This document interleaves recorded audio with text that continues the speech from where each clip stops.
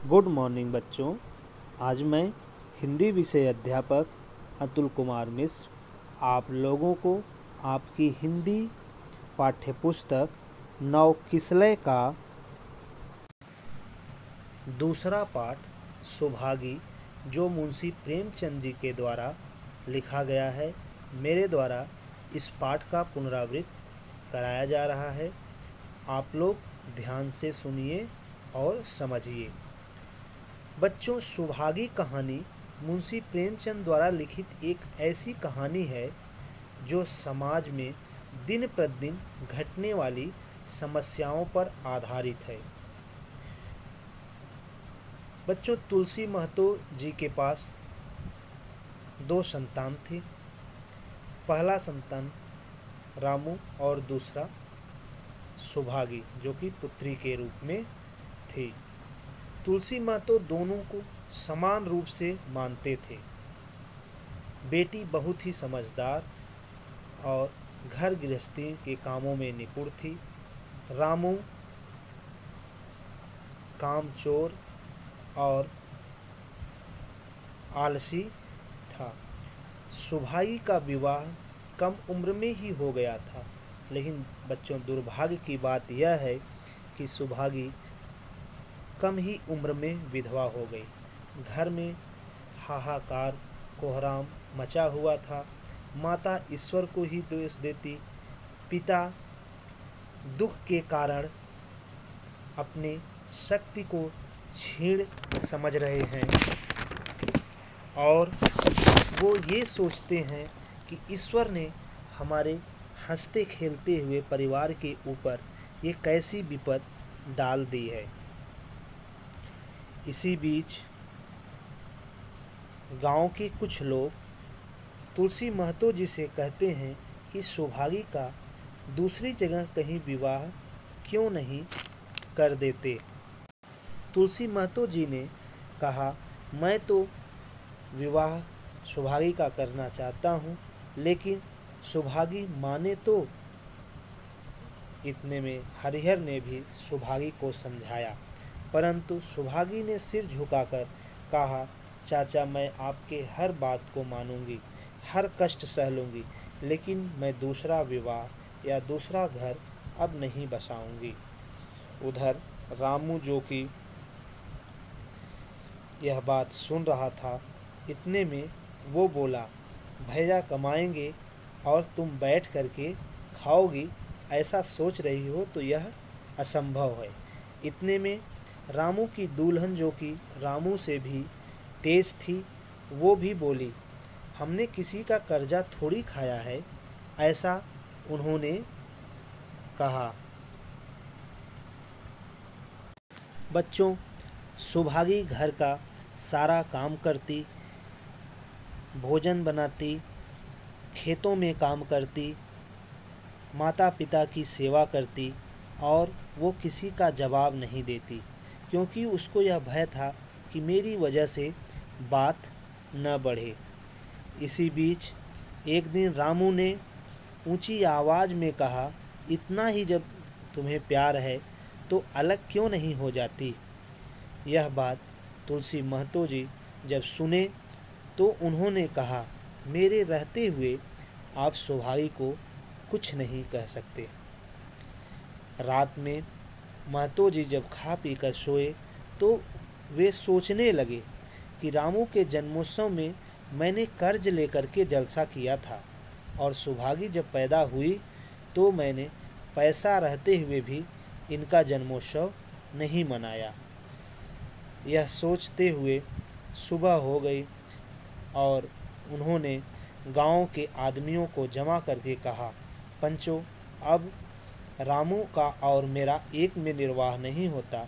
मैं चाहता हूँ कि आप लोग इंसाफ से जो भी मुझे दे देंगे, मैं ले करके अलग हो जाऊँ। गांव के मुख्तार बाबू सज्जन सिंह बड़े सज्जन पुरुष थे। उन्होंने रामू को बुलाकर पूछा, क्यों जी, तुम्हें शर्म नहीं लगती? तुम माँ बाप से अलग होना चाहते हो? रामू ऊंची आवाज़ में उनसे कहा, जब एक में गुजारा न हो तो अलग हो जाना चाहिए। इतने में सुभागी भी बोली, मेरे ही वजह से ये बाँट बखेरे हो रहे हैं, मुझे ही क्यों न अलग कर दिया जाए।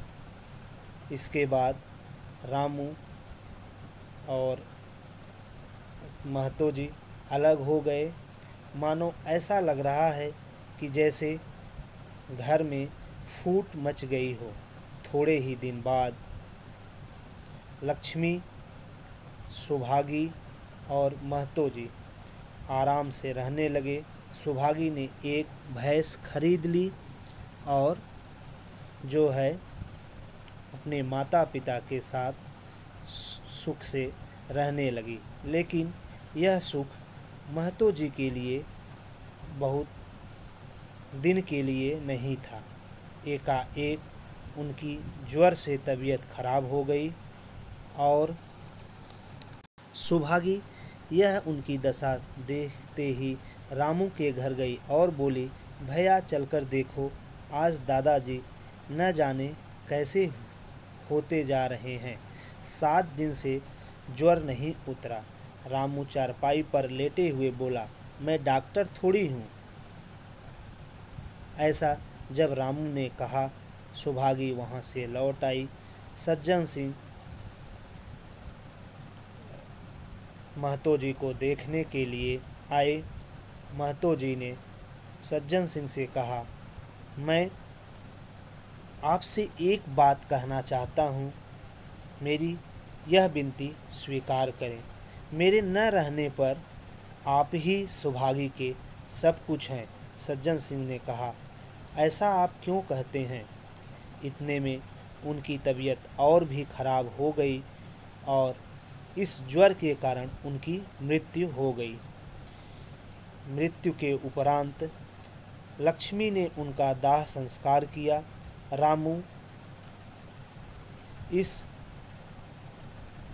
अंत्येष्टि में भी वो नहीं आया। इसके बाद 13वें दिन ब्राह्मणों को भोज कराया गया। चारों तरफ वाहवाही मची हुई थी। इतने में सज्जन सिंह ने सुभागी से आकर कहा, बेटी तुम भी आराम कर लो। सुभागी ने कहा, मैं अभी थकी नहीं हूँ।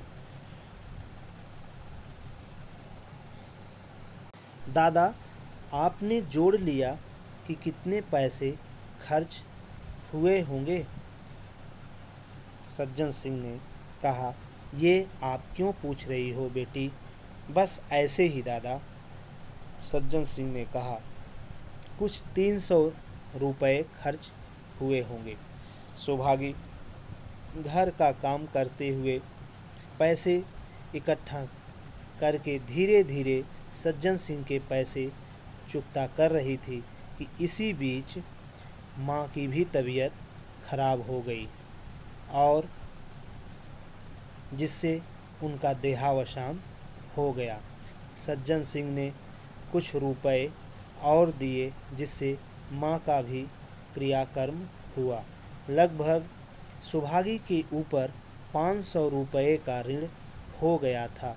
उन्होंने 3 साल में ये ऋण चुकता किए।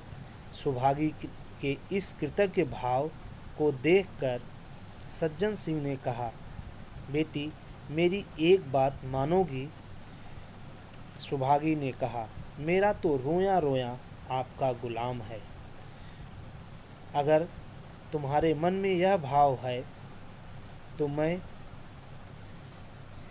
यह चाहता हूँ कि आप मेरी बहू बन जाएं। बेटी तुम साक्षात भगवती का अवतार हो।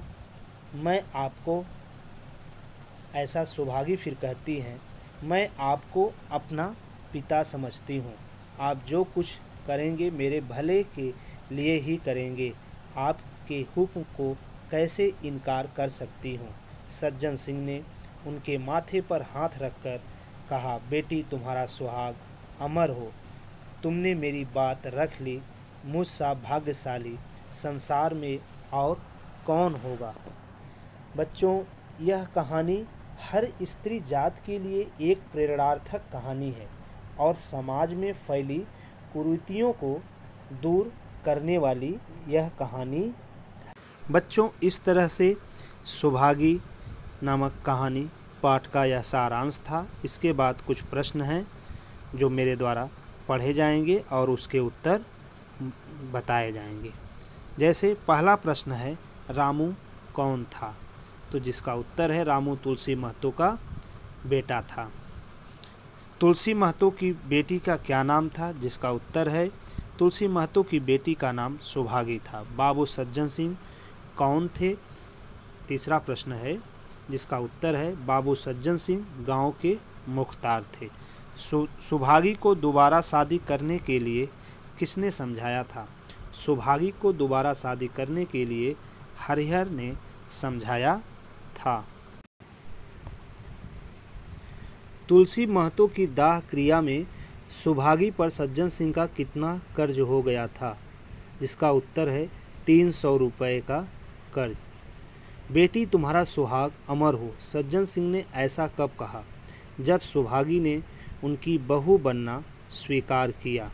सुभागी ने भैंस खरीदी जिससे वो माता पिता को दूध पिला सके।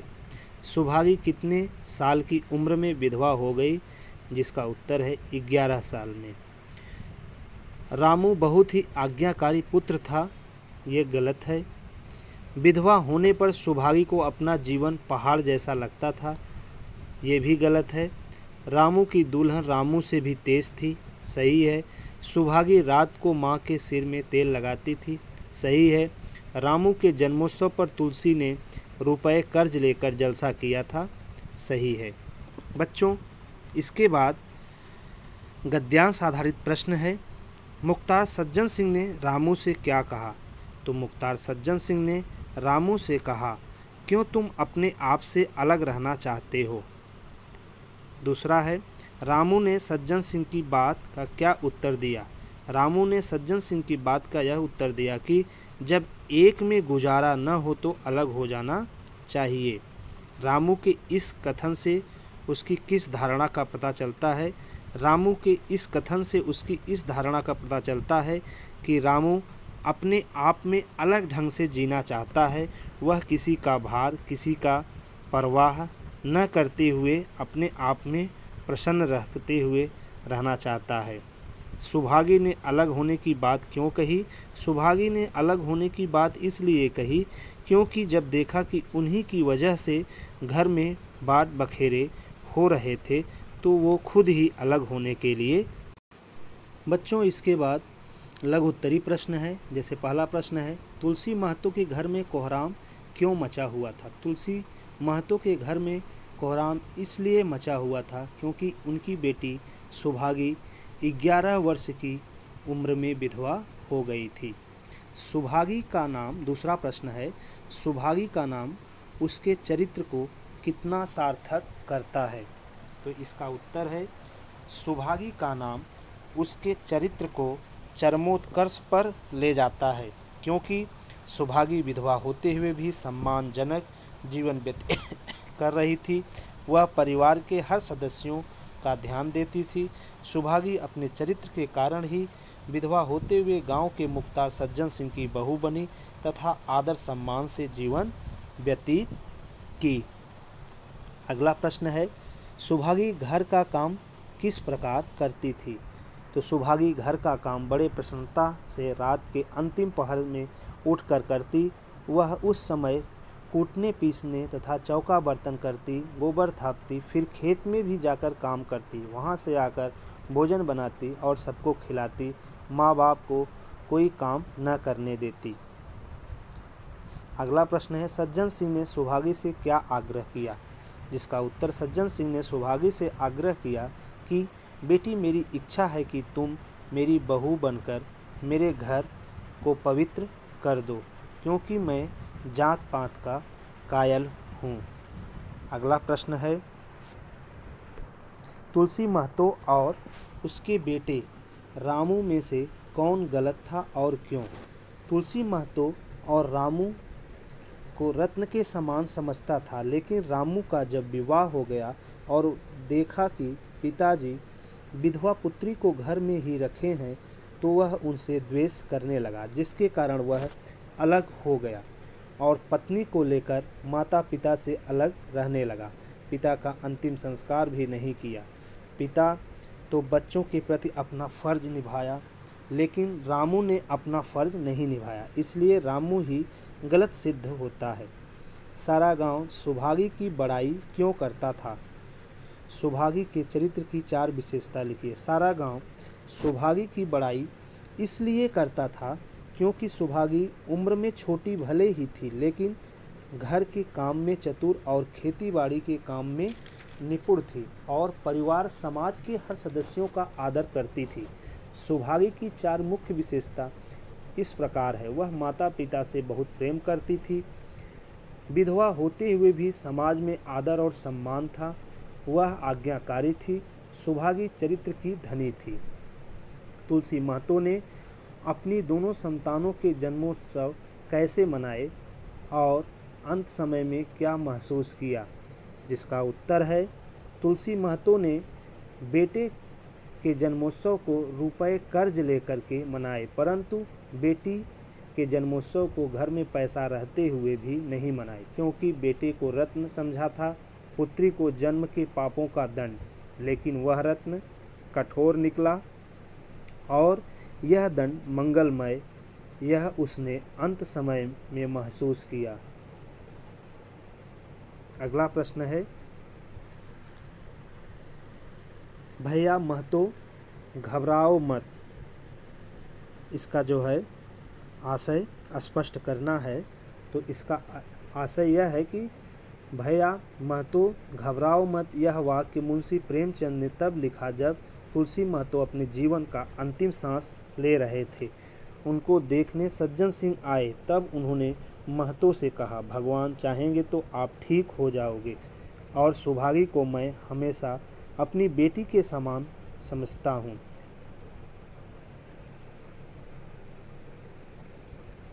बच्चों, इस तरह से मेरे द्वारा पाठ का पुनरावृत्ति कराया गया, प्रश्नों के उत्तर बताए गए। इसके बाद कुछ गृह कार्य के प्रश्न हैं, जिसके उत्तर आप अपनी कॉपी में अवश्य लिख लीजिएगा। पहला प्रश्न है, सुभागी का नाम उसके चरित्र को कितना सार्थक करता है, अपने शब्दों में लिखिए। दूसरा प्रश्न है, हमारे समाज में बेटे को बेटियों से ज़्यादा महत्व क्यों दिया जाता है, अपने विचार को प्रकट कीजिए। बच्चों, इस तरह से ये आपके पाठ को पढ़ाया गया। आप लोग इस महामारी के समय में अपने स्वास्थ्य का ध्यान रखते हुए प्रसन्न रहें। धन्यवाद।